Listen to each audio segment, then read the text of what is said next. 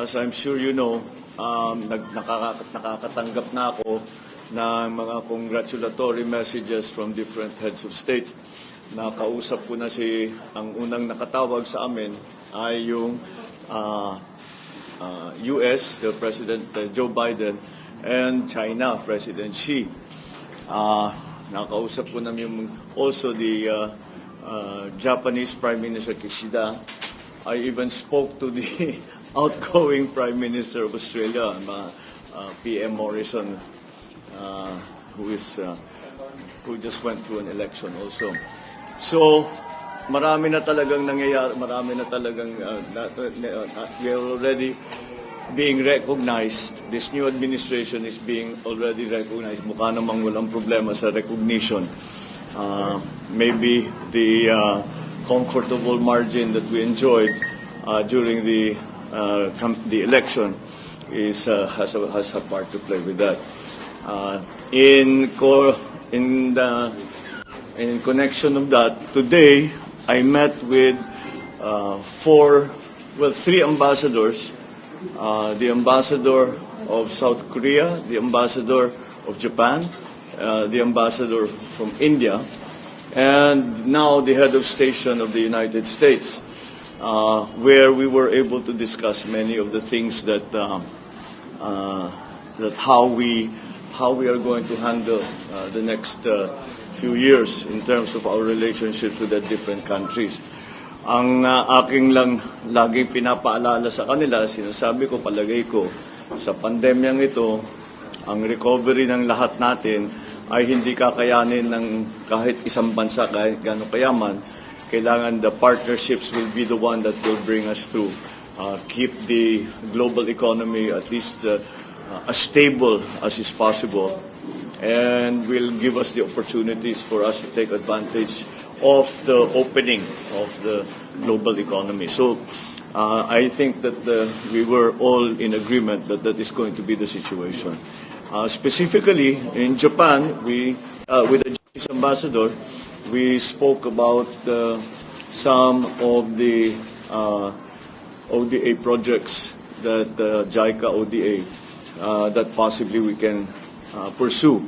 At marami siyang ipinakita sa amin na mga possibilities in terms of infrastructure, in terms of transportation infrastructure, in terms of the usual horizontal infrastructure, and also of employment, where he would like to see an increase. Japan would like to see an increase of employment of Filipinos in Japan.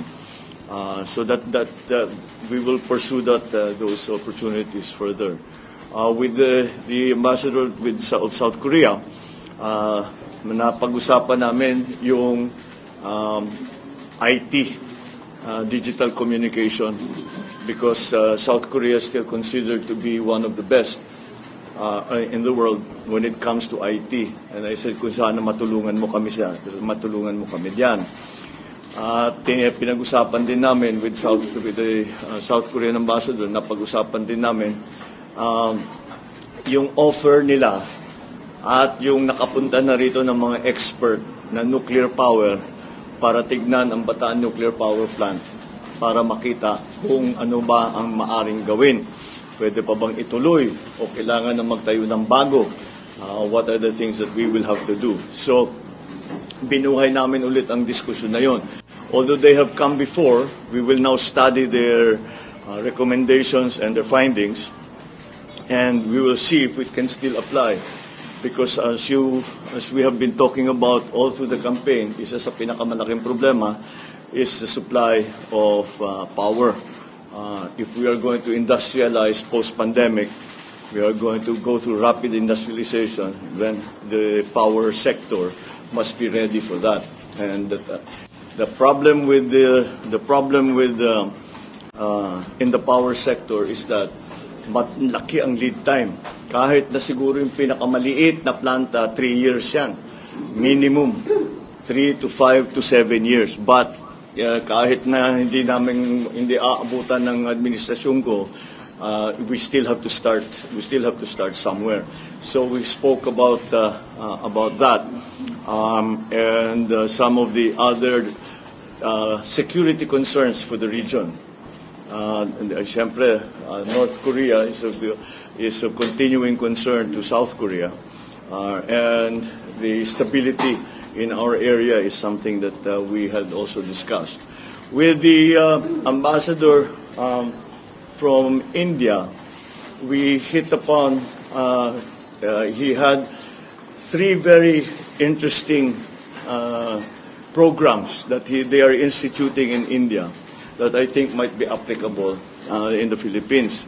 And we again agreed to go into these different areas in greater detail. Number one, of course, is agriculture.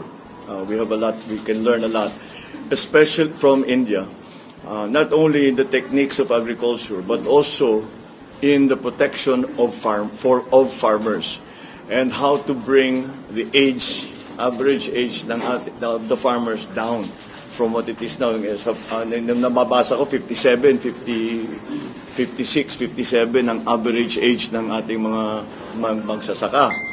At walang pumapasok ng mga kabataan. And one of the solutions that was proposed is that it will, kung gawin nating high-tech yung ating agriculture, magiging interesting para sa mga mas bata. Because with the new technologies, we will need young people anyway. So we started talking about that in the protection of the farmers. I also, because it is one of the conclusions we arrived at during and after the pandemic, after the first hit of the pandemic, yung gamot. And we know that India is one of the largest manufacturers of generic drugs. And I think, I said, if we could go into partnership para magkaroon ng production dito sa Pilipinas, turuan nyo kami what is the manufacturing technology, what are the necessary things that have to be put in place. Is there new legislation? We have to put up a new agency, or we will have to do training of those of yung mga nasa atin na tao.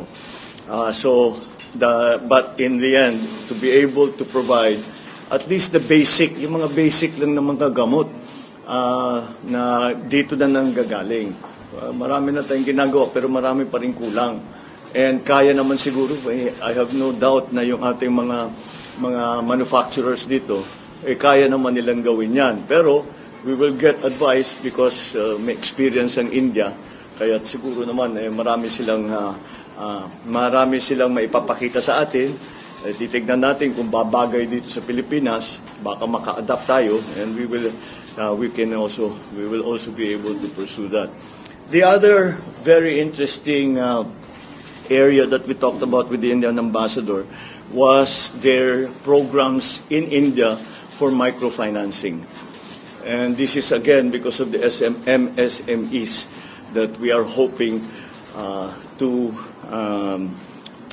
assist. To bring back, to create more jobs, to bring people back their livelihoods.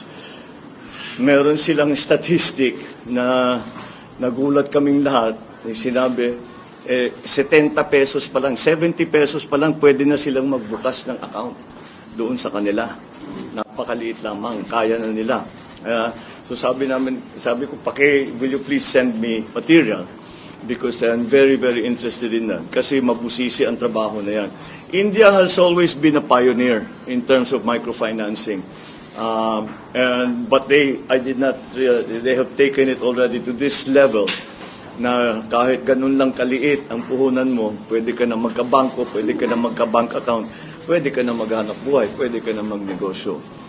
And with the American charge, well, as you can imagine, pagka kausap natin Amerikano, marami talaga kaming pag-uusapan. But primarily, one of the first subjects that we came upon were the assistances that the United States is offering to mitigate climate change in different countries. At very active sila. They want to take a leadership role in the mitigation of the effects of climate change, of global warming. And I said, that became, nung nakita ko sa brief na yun ang kanilang ginagawa, nakita ko kagad kasi napakataas natin, top 3 tayo sa at risk sa climate change. So that is immediately of great interest. Security concerns, of course, have always been a big part of our relationship with the United States. But then the additional ang aking sinasabi, it is very well. Of course, we will welcome any assistance for the economy that we can get from the United States. But I think that not only a dependence on aid from the United States, but also in trade not aid, balik pa rin tayo doon, trade not aid. And so to open the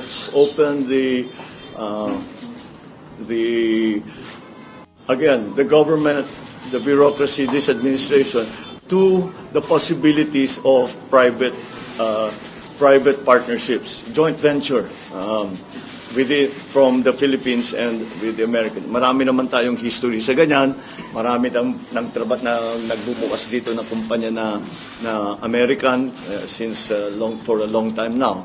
So that is a well-established route or role that we have the part of our relationship.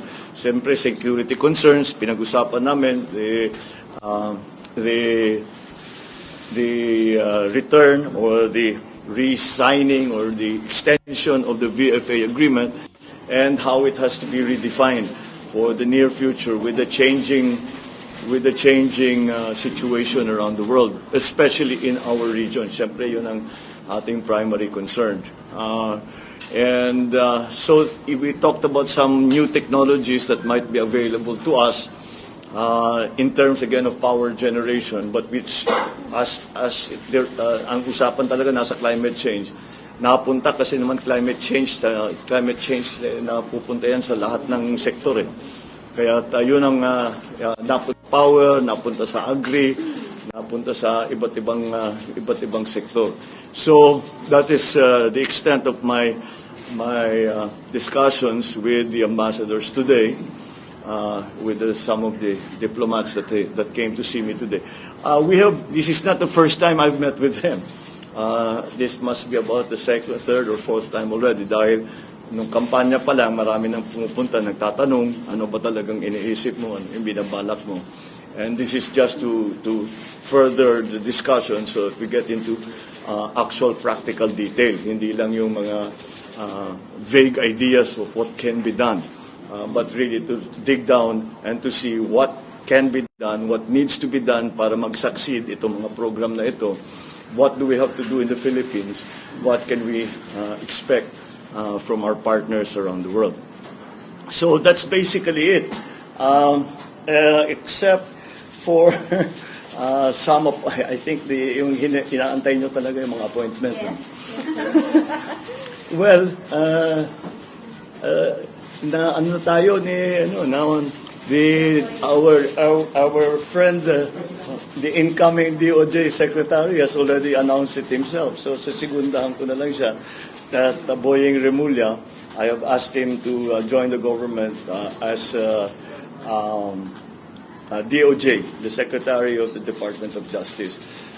I think he will be very good. He has, as you know, he has a great many years of experience in government, number one. And what many people do not know is that he's actually a very, very good lawyer. And so I think he will fit very nicely into the DOJ. I guess we can talk about our last meeting already. I had over lunch the former Secretary Laguesma of Dole and Toots Ople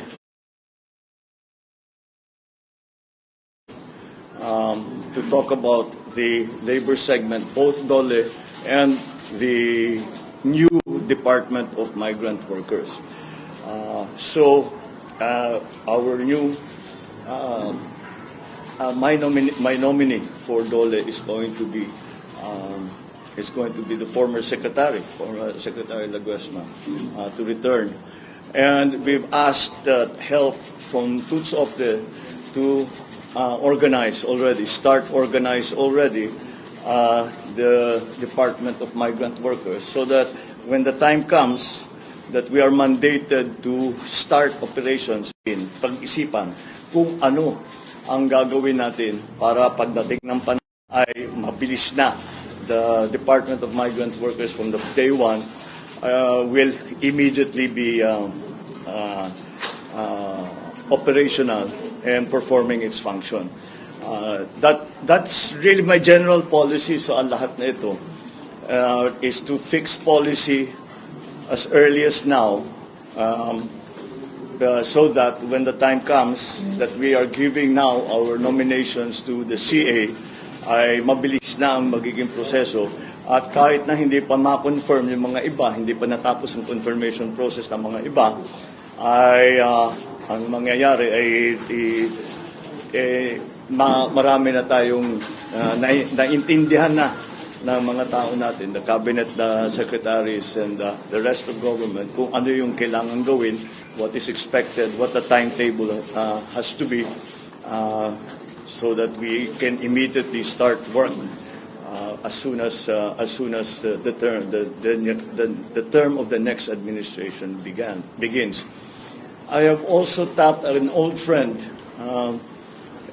who also was formerly in this position, Arce Balisacan, who was our former NEDA, and I've asked him to return to NEDA.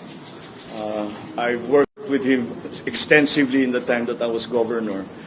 We have very similar thinking in that regard. Kaya't malakas ang loob ko. I know he's very competent.